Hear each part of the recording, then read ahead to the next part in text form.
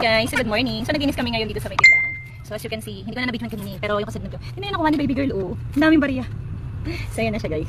So sa kay baby girl napunta yung wallet ko na organizer. So yan, ang dami niya nakuhang 20-20 guys. Ayun, papakita ko sa inyo. Ay, 10. Ayan oh, may mga 10 yan.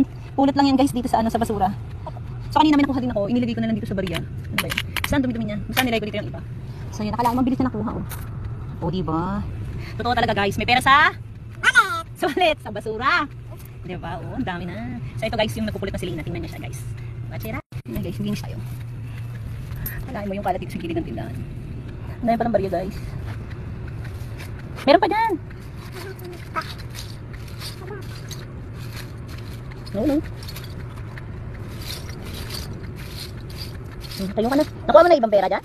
Ako mayroon na lahat. Meron dyan? Anong perang nakuha mo dyan kanina? Mayroon. Tingin. May nakuha ka dyan 10? 20? Opo. Ano ko? Wallet ko. Para ako naglinis dyan ah. Ba't ikaw kumuha ng pera? Ano ko na? Sa akin na. Aba. Saya na nga guys. So masarap din maglinis pa ng tindahan kasi marami nagkandalaglagan ng barya. Ito pa oh. Piso. Ayan oh. Dami pa oh. Ayan oh. Ayan oh. May 5 pa oh. Ay wala pala. So kalahin mo guys. Ayan pa. Ayan oh. Oh. Asan na yun? Nawala. So ito 25 cents. Tatabi natin. Ito oh. Ayan oh. So tinatabi rin namin siya guys. Yes, sila din. So yan. Lumayas na si Bulinggit. Yung tansan kasi guys, iniipon namin siya. Ayan, so, kinakalakal siya. So ayan na guys, goodbye. That's for today's video.